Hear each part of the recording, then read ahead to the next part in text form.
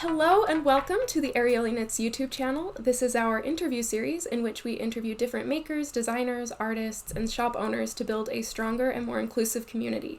I'm Riley, and today I have Ismelda, or Izzy, from Infinite Kreativity here with me. Izzy is the owner and founder of Infinite Kreativity, a crocheter, and she has spent over 17 years in the fashion industry. Izzy, thank you so much for being here with us. Thank you for having me. I appreciate the opportunity for being on your channel. And this is a first for me, so first YouTube interview. I'm really excited. I'm honored that this is your first one. And we have so many exciting things that we're going to talk about in this interview. So I'm really excited. But first, can you tell us a little bit about yourself and how you got into crocheting? Sure. So, as you mentioned, my name is Ismelda.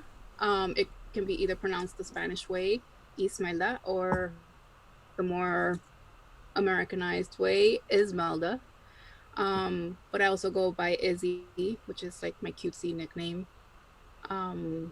So either way is fine. It's not Esmeralda. I don't know the Hunchback of Notre Dame. He's probably back at France. Yeah.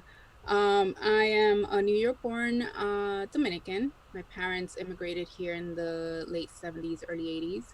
And I was born in the early 80s. And I have two younger sisters. And we grew up in Washington Heights in New York, in Manhattan. And after I graduated high school, we moved to the Bronx, in the South Bronx, where we're still living right now. So when it comes to crochet, my mother and my godmother both tried to teach me how to crochet and knit, actually. It's stuff that they learned. They did a lot of like manual arts, kind of like homemaking things back when they were younger. So we're trying to teach us. I was like maybe 10 years old when they tried to teach me. And I quickly dropped crochet because I'm like, my wrists couldn't really do the movements. Mm-hmm. My wrists aren't very flexible. So I picked up knitting a little bit better, but I was able to cast on and maybe do like the first 2 rows, and then I would just blank out and couldn't keep going, which is kind of odd, but that was just me.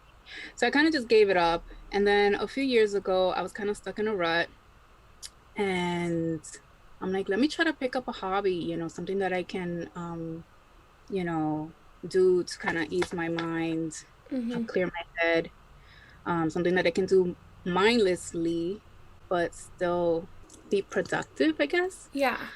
So I was looking for classes, either free or low cost, and I found this kind of version of Sip and Stitch where they were teaching crochet. So I was like, oh yeah, sure, let me give it a try again. So I went and I still couldn't get it. I'm like, I'm an adult. Come on, I can't give up that easily. So I started watching YouTube videos and bought a couple of books. One of my favorite YouTube channels was A New Stitch a Day, which is now called Knitversity, kind of like Knitting University. And I forget the host's name. I think it's Johnny Vasquez. And I just started practicing. Another one that I liked was Moogly Blog. Then once I got the rhythm of crochet, I just started making scarves because it was like the simplest thing for me to make. And then I'm like, okay, I learned this new skill. What am I gonna do with it? So I started joining different social groups. Bobble Clubhouse was one where we would meet up for to binge watch different like guilty pleasure movies and movies while we knit or crochet. And there was another group called, these are still around. It's just, COVID kind of put them on hiatus for a while. Knitting around New York, and they basically would meet around different areas in the city and knit and crochet. And sometimes the groups would be like 30 people. And everyone was knitting and crocheting. So people would walk by and be like, what are they doing? Is this like a mob flash? It's like, yep, and it's just where we sit and crochet and knit. Literally like a whole row of knitters and crocheters together Wow. in the city. So I started kind of getting more involved in the fiber community, going to local yarn shops. Knitty City was one of my favorites. And just building community and learning about designers, indie dyers, the different fibers, all that stuff. And it was fun and interesting. And I was able to incorporate a lot of my art backgrounds because high school I majored in art, and then I got a degree in fashion design, so that's how I went into fashion. So all that technical knowledge about colors and silhouettes and draping, Yeah. um, and fiber contents. That's like a big thing in my job right now. Yeah. Fiber contents. It was something familiar to me, but yet still new and exciting. So yeah. How do you feel that your experience with crochet and just like your career and all of that, like how has that been special or unique to you? Well, the fact that I've always leaned towards creative work, especially with my hands. Like my parents had a traditional marriage, so like my father was the provider, my mom was the homemaker, and my mom did a lot of things with her hands. She cooked, cleaned, everything, but took care of us. Um and I remember finding like her projects that like she did cross stitch projects when she had just gotten married to my father, and like cute Oh. little like with their names and initials and hearts and stuff like that. So like I was always attracted to stuff like that.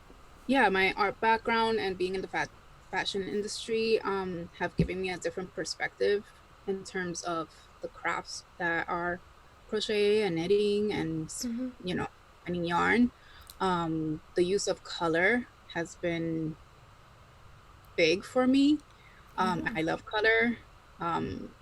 There's so much color in the Dominican Republic. You go to different regions and it's like a whole different palette. So at my job that I have currently, in the beginning, they had me take this color test, and my results came back that I had perfect color vision, and I felt so redeemed because in my earlier days of my career, I had my color decisions questions. I was like, I was right. That was periwinkle. It's like, I am redeemed. Yes, it was definitely redeeming. Yeah. Yes. And yeah, crochet has also been therapeutic for me. Like I said, this all started basically because I was stuck in a rut. Yeah. But yeah, crochet has also introduced me to the fiber community and VKL, Vogue Knitting Life. I went there for the first time in 2018. And then I went to the one in New York, and both of them have been in New York, the ones that I've been to. I went to the one this year in January, and the two experiences were completely different. The one, sorry, was it 19? Yeah, 2019 was my first one last year. It's so confusing because 2020 has been so crazy. Um, Yes. but so yeah, I went last year for the first time, and then it was really overwhelming, but it was exciting.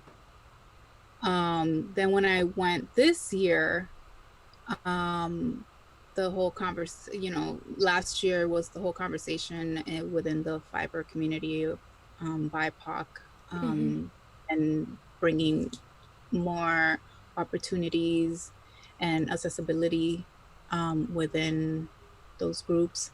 Um, so this year, um, the feeling was completely different. They created that council to bring more awareness and more diversity. I think it's the diversity council, but and I felt that it really helped a lot, because when I went this year, I went with a coworker of mine who also knits and crochets. Um, and it felt like going to a large friend reunion. Like all these people that I follow on Instagram and Facebook, um, they were there. I was hearing my name called, which was Yeah. really bizarre for me, because I'm like, I'm not even like famous or like, oh, I'm just a regular crocheter. Yeah. I crochet scarves. But like Instagram has helped really connect people and bring more attention to some who might not have gotten attention before. Mm-hmm. And it's a great experience. Like it was just awesome. Before I went to BKL, I started going to trunk shows also in local yarn shops. And there at Nitty City, which is on the Upper West Side, I met Alex Reynoso from Alex Creates, and he just blew my mind. I was like, oh my God. Like the first thing that I noticed was he's half Dominican, half Puerto Rican. Mm-hmm. So I was like, oh my God, somebody that's, same culture as me, in the fiber community. And he's like really good. Like he's amazing. I mean, Mm-hmm. he crochets, he knits, he spins, he dyes yarn. He's also into ceramics. I actually have a couple of his pieces. And so I went and I met him, and then I took, when he had his studio, I took some classes with him, and it was just amazing. I was like, oh my God, I want to make all the things. I want to try all the techniques. It's just really opened up my view of what crochet and crafts are. It's like really cool. Yeah. Um, yeah. And then just finding someone with similar culture or within your culture was really important for me, because growing up, you know, like I said, my parents are Dominican. Mm-hmm. I consider myself Dominican because that's what I knew up until I went to school, Yeah. where I had exposure with um, a more diverse grouping, I guess. But my experience as a light-skinned Dominican has been kind of, not 100% great. I understand that being fair skinned has given me a lot of privilege that have been denied to my darker complexioned counterparts, Mm-hmm. uh, which on one hand I appreciate because it has gotten to me to where I am, but at the same time it makes me feel horrible, because it's like, why are you giving me the opportunity and Mm-hmm. not them? Like Yeah. they have the same skill set, they have the same experience, or I should say not the same experience, but because sadly they don't. But it just puts me and people like me in a weird position, because it's like you're neither here nor there. You're in the middle. To some people, it's like, okay, you pass. You pass. We'll let you get to this point. But then, it only gets you so far, because after a certain point, they're like, oh, wait, no, but you're not one of us. So, and it's like, then it Yeah. really stings when it happens within your own people. Like even in my own family, like it's a hit, you know, because it's like, I'm one of you. So why are you saying I'm not, like, just because of my skin? Like I don't do that to you because your skin is different, Yeah. so why do it to me? And it goes both ways. Yeah. um so that's with the whole Black Lives Matters. I am hesitant to really speak up about it, because I have gotten backlash like, well, what are you talking about? You're light skinned. Yeah. And it's like, right, but I still understand like what the struggle is, because my light skin only gets me so far. Mm-hmm. It at the end of the day, I'm still an immigrant's daughter. Yeah, You know, absolutely. I still speak with a slight accent, Yeah. to, you know, particular group. It doesn't matter that I have an American citizenship, I'm still an other, Yeah. and it's something that I've lived my whole life with, and sadly, I don't see it ending anytime soon. So I make the most of what I can, and I do try to, um, like even within my job, if there's a job opportunity, I try to, recommend people that I know that might have not had that opportunity if they had tried on their own. But Mm-hmm. again, it it's like bittersweet because I'm helping them get an opportunity, but at the same time, I shouldn't have to. Like it shouldn't Yeah. be that way. Like so, it's bittersweet. Yeah. I really appreciate you bringing this up and just the experience of being light skinned Dominican because I feel like I've had similar experience in my life as well. Like I'm either not, Polynesian enough or but then, it really does only get you so far Mm-hmm. before you're othered. I Mm-hmm. remember when I was like in high school, one of my best friends, she was just telling me, and I think she was telling me kind of like because she had some guilt because I think she felt like what her parents said wasn't right. And so, it's not really fair that when people come up to you and they try to get your, like, oh, no, that's fine, you know? But she's like, yeah, so my parents told him that he can't, like, date any like, colored girls, but you're fine because you're white enough. Yeah, I had an experience when I was younger. I brought a boyfriend that I had at the time to my grandmother's 80th birthday Mm-hmm. party, and one of my uncles pulled me aside and he's like, "Where's your boyfriend from?" And I knew why he was asking. Um and I'm like, "He's Dominican just like you." Mm-hmm. And he noticed my tone.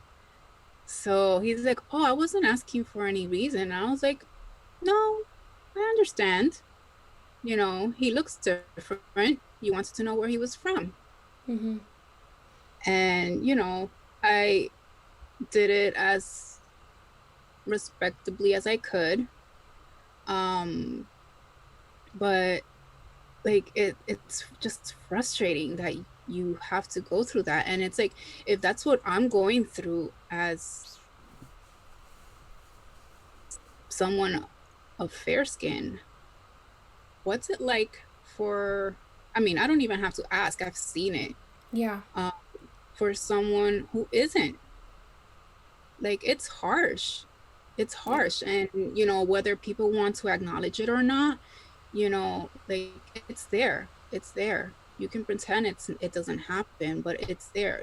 You can say, well, I've never seen that in my neighborhood. You haven't seen it because you haven't experienced it. Exactly. You Exactly. know, it's a tough topic, it's a tough experience, but it's one that everyone should acknowledge, Mm-hmm. and do their part to minimize it to the point where it doesn't happen anymore. What made you decide to start Infinite Kreativity? Like, what inspired you? Did you have like an aha moment, or was it more of a slow decision? It was a slow decision for me. I never really intended on selling my stuff, but the head designer that I work with, I've worked with him in two different companies. So he's kind of like my mentor and like kind of like an older brother. That's awesome. Like I feel like sometimes he does kind of treat me like a little sister. He has older sisters, so it's like different for him. Mm-hmm. Um, and I gave him and his husband scarves over the years, like for holidays or like their birthdays. Um, and he's like, you should sell these. Mm-hmm. Um, and I was like, I don't know, like, would people really pay for it? I mean, how much am I gonna charge? That whole like, Yeah. oh, am I good enough? Like all that stuff. So I brought it up to my sister, and I'm like, listen, I can make the scarves, you can make the hats, since Mm-hmm. I hadn't made hats up at that point. And she's like, okay, let's see it. So I worked up the logo, and well, we came up with the name Infinite Kreativity, um to using our initials. So Infinite is, with the I, and Kreativity, we changed it to a K because her name is Kelly. Didn't want to box ourselves in just because we have different creative ventures. Mm-hmm. Like I paint, I draw, my fashion stuff. Mm-hmm. And she does like ink drawings. Okay. She does ink drawings. So I was like, you can start selling those too. Let's make it kind of like a creative venture, where we put our work out there Mm-hmm. and, see if it sells. Then she kind of started second guessing herself, like, oh, what if like one of my pieces unravels and a customer wants a refund, or, they start giving us bad reviews. So she kind of stepped down. So I'm like, okay, but I had everything set, and I was like, I'm gonna keep going and just left it open for her to ever, if she wants to step back up, and join Mm-hmm. me, she's to it. Um, so yeah, I started working on building up stock, and then I gave the head designer that I work with cashmere, what was it? A cashmere scarf for Christmas, Oh and my he's like, goodness. where's where's the matching hat? And I'm like, I've never made a hat before. Like, what are you talking about? And he's like, well, I want a hat. You've given me so many scarves. I want the matching hat. Mm-hmm. So I'm like, okay. So I did a practice piece. It came out huge. I actually ended up using it as a yarn holder. Like, it literally holds like 4 skeins of yarn. It was huge. It was so huge. So I Oh was my like, goodness. okay, let me try with the actual yarn, because I did use some bulky yarn. I think that Oh, also okay. didn't help. Yeah. It's a learning experience. I can't tell you how many times like I started a project and I was like, "Oh, it's fine. Like it doesn't matter what yarn I use." Like or and I get and I'm partway through it and I'm like, "This is looking a little bit big, but let me just see how this goes." I was like, well, if the chain measures up to what I want it to be, no, that's not always the case. It depends on the yarn. It depends on the layer. Some yarn will grow. So yeah, then I did the first one in the cashmere yarn.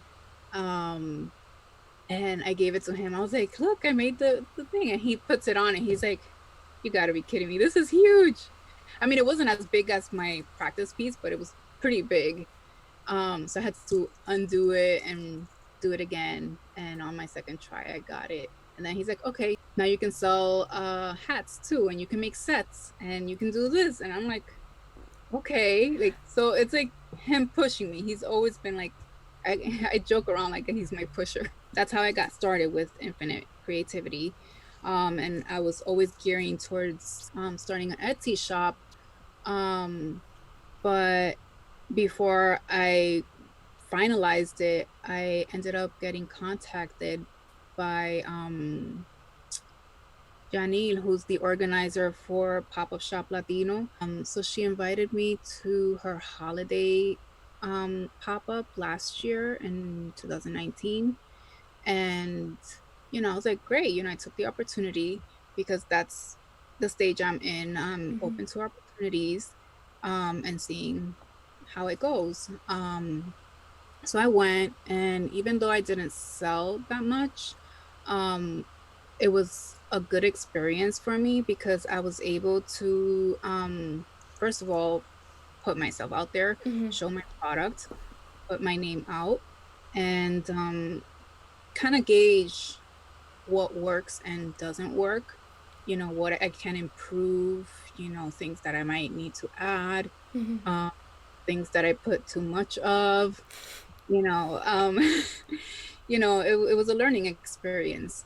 Then literally right before the shutdown in New York, had a second pop-up event, and that one was more of like a self-care event that had some vendors.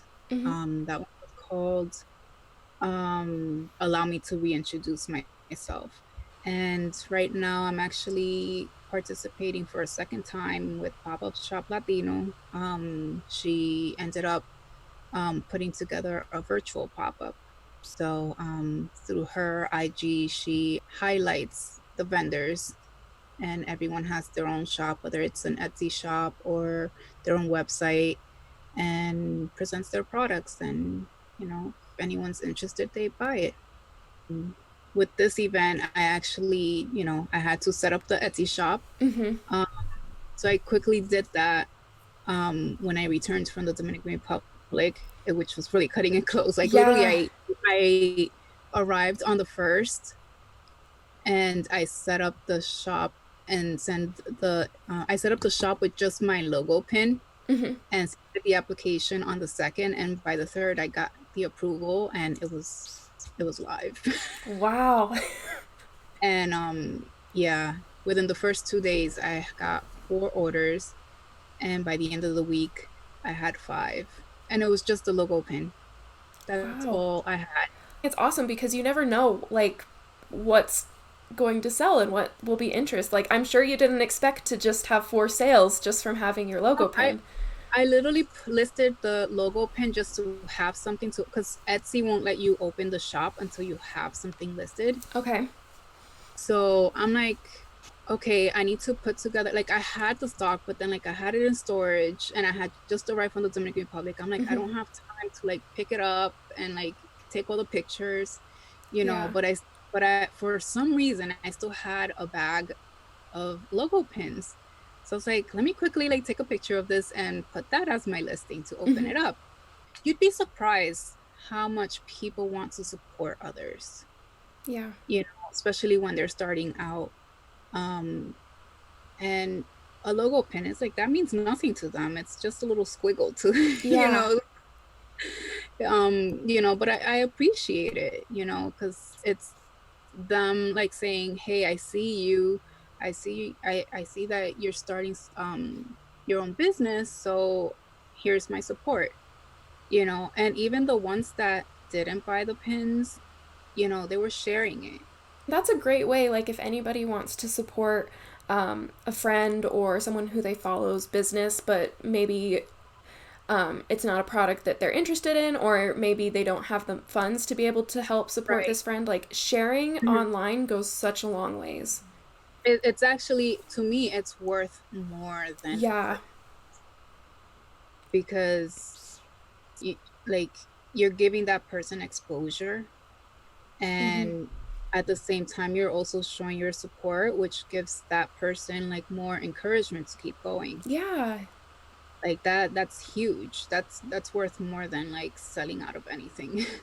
Do you currently have um, anything available in your shop? This scarf is listed.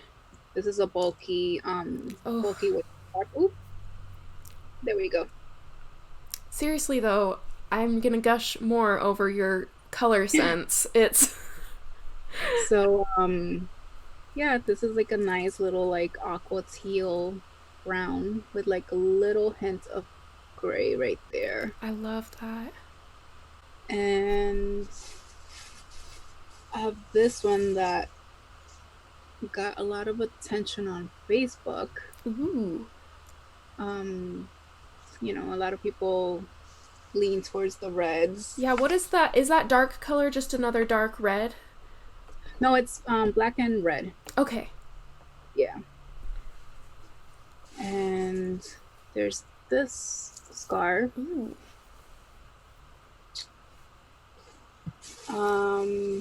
And then this this jollier one, Yeah. more refreshed. Mm-hmm. So these are all listed. There's another one. This one is the one that's getting the most attention on Instagram right now. So which kind Yes. of is my top. Yes, it does. So, and it's great because it's neutral. Mm-hmm. Men or women can use it. Yeah. So, and I'm trying to do that a little bit more with the newer stuff that I make. I also have some crochet scrunchies that I made. So I have the scarves. I have under two collections. I have the core collection, which is the more mainstream. They're made more with more mainstream yarn, high quality, Mm-hmm. conventional yarns, I should say. I also have some hat and scarf sets. Mm-hmm. I have one that I'm about to list, but I still need to photograph the rest of them. So it's the hat and scarf set. Ooh. And this is for the core collection. I like those colors. Ooh. Yeah. You see it more with the scarf just because of the texture. And there's this one. Ooh. Again, it's like a scarf.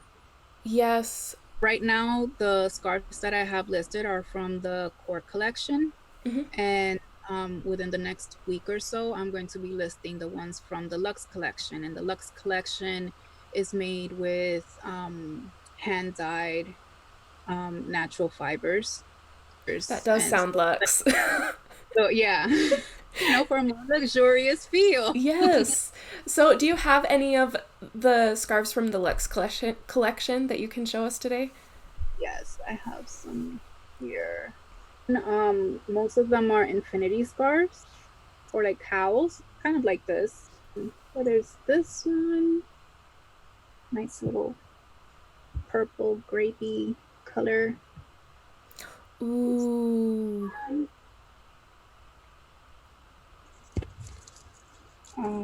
This one's a little bit longer. Okay, yeah, your color choices, like, yes, your colors. Yeah, and since putting my knowledge to good use. Yeah. For the fall. Ooh. Sorry, virtual background. Yep, that happens. Oh, wow. And it's like a really dark pine green. It's showing up a little bit like brownish black. Wow. And then some hats. So I finally made hats. Yes, and it's not the size of a yarn holder. No, it's not. And this really fun purple one. Oh, I love that. So that's what I have now. When can we expect all of this to be in your shop? The sets will be coming in within the next 2 weeks. Okay. Perfect. Yeah, within the next 2 weeks, I'll have all this up on the shop. So, like, what advice do you have for anyone who's thinking about starting their own shop, or any personal tidbits that you have for anyone? I would say, there we go. I do have two shoulders. To just do it. I spent so much time planning it and trying to get everything perfect. Like, I designed the logo, I worked out the branding aesthetics. Mm-hmm. I was also working with my sister at the time, so it's like I had to take her opinions into consideration. It wasn't just mine. She had to be happy with it too. Just do it and don't second guess yourself. Like, I literally started the Etsy shop with a logo pin. Yeah. A logo pin that nobody needed, and people bought it. Just have the self-confidence. I mean, I know it's easier said than done. Yeah. To experience it. Like I said, I have a pusher. Mm-hmm. who's nudged me into actually starting the shop and putting myself out there. Um, but yeah, just find if you find something that you're passionate about and you want to see where it goes if you were to take it to the business side. Yeah. um do your research. um reach out to somebody that you admire, that is within the same, um whether it's a craft or product. Reach out to some. You'd be surprised how much they want to help others. They might share their resources, Hmm. and kind of guide you to get started. Is there anything coming up for Infinite Kreativity that you are especially excited about? Well, this is one of the I've Yay! been, I've been like so excited about this, and I'm like, I want to like scream it to the world and be like, oh, coming up, Yeah. but I kept it on the wraps. And yeah, I'm really excited for this because, like I said, it's my first YouTube interview. um I did do like my first IG live a few months ago, um actually right after VKL in New York, with Busy Peach, and she's been great. She's been Yeah. great at helping me put myself out there, and that's like a phrase that I use a lot because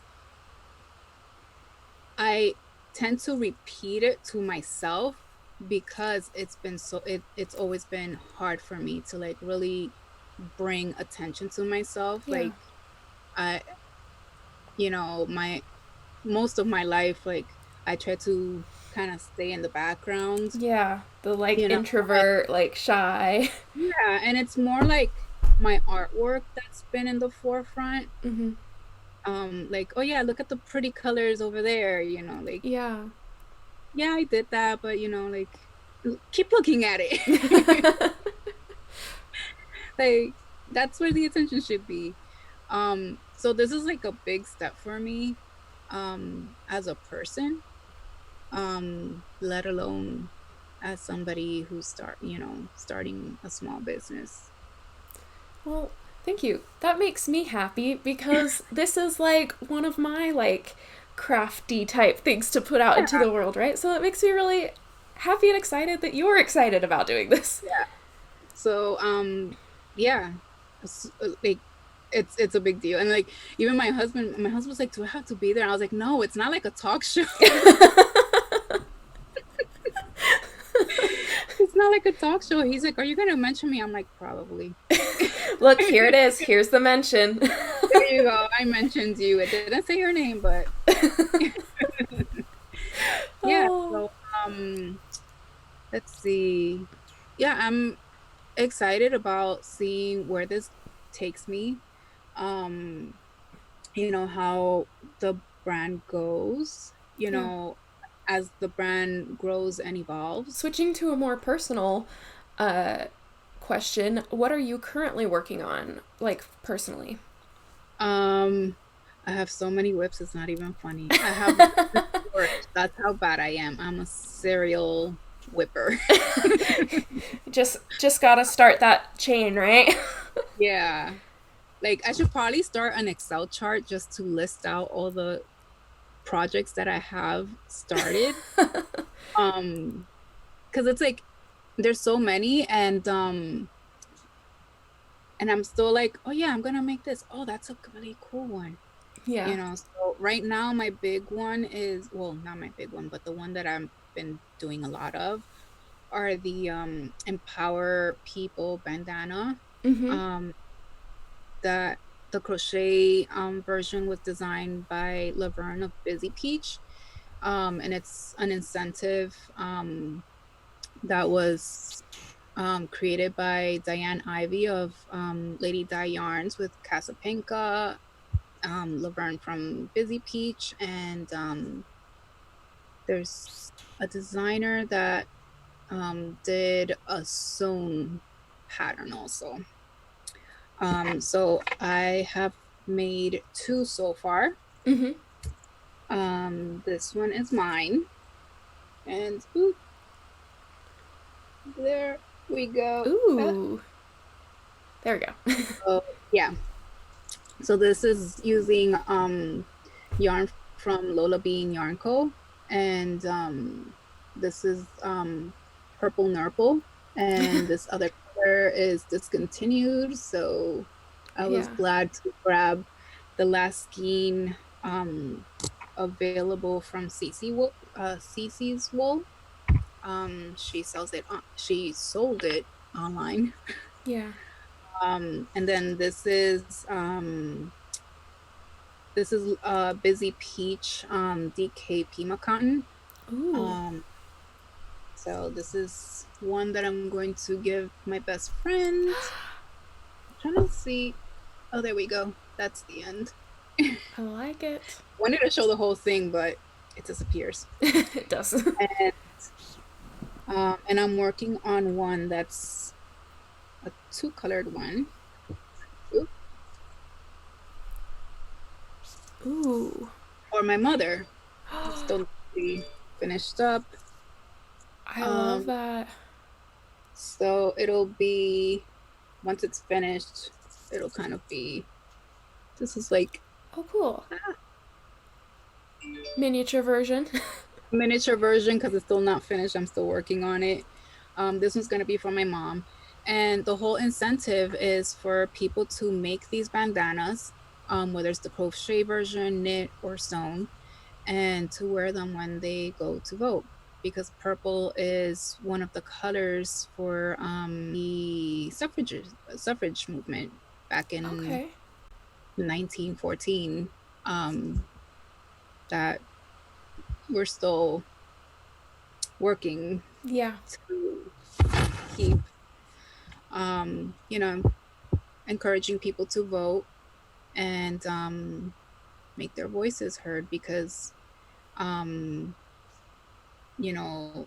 though you're one person, that one vote will make a difference. It's people who, and the fact that people fought for the right to vote, it bothers me when people don't exercise that right. Yeah. It's like, people were arrested and, made to suffer, like, for a right that you're taking for granted. Like, I refuse to take anything for granted. Like, I like to acknowledge the privileges and rights that I have, and make sure that the sacrifices that have been made for me to have those privileges were not in vain. Yeah. Like, my parents gave up everything that they knew to come to a new country, not knowing the language, not knowing the culture, completely, just on hope, relying on their hope of a better future, so that I could have a better education than they did, that I could have better opportunities than they did, and I wouldn't have to struggle as much as they did. Yeah. So it's just something that, I am grateful for, and I will continue to pass down, whether it's to any future children of mine or my nephews or, the next generation. Yeah. So I love that. I feel like a lot of times we take things for granted that people have worked so hard for us to be able to have. And I mean, even today, like, there's, depending on where your polls are, you have to fight to be able to vote. Yeah. So what's something that's bringing you joy? Right now, crochet. Crochet definitely brings me joy. It gives me an inner sense of peace and being productive. Even though I'm working most of the day. Yeah. I'm one of those weird people. I always have to have something to do. Yeah. And when I'm not doing anything, like, there's, in my mind, like, I'm making like checklists and, plans or whatever. So yeah, definitely crochet. That's why this this doesn't feel like work. Like Yeah. when somebody tells me, "Oh, you're a small business owner," I'm like, "Oh yeah, I am." Oh It yeah. doesn't feel like work. It's just, oh yeah, so I made this and now I'm Mm-hmm. selling it. My nephews bring me joy. They're 4 and 6 years old. I don't see them as often as I like for obvious reasons. Yeah. But my sister is always sending us like videos and photos of their aunt. They're like so cute. Oh. Um, Such different personalities too. Yeah. Um, so yeah, that's what's bringing me joy right now. The fact that I do have my parents by me, Mm-hmm. and my husband. Um, seeing how they interact, and Yeah. um, it's just nice. It's like a little a mini nuclear family. Yeah. So that's fun. I like that.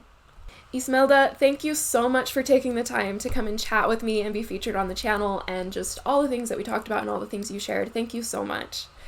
Thanks for having me, and I really appreciate you giving me the opportunity. And I'm looking forward to seeing more of you too. Thank you. Yes. Um, you can find Izzy online on Instagram at Infinite Kreativity, Infinite_Creativity with a K. We will also link to her shop below, as well as any other things that we've talked about or touched on. That will be down below. So thank you all for joining us. Now go out there and craft your world. Bye. Bye.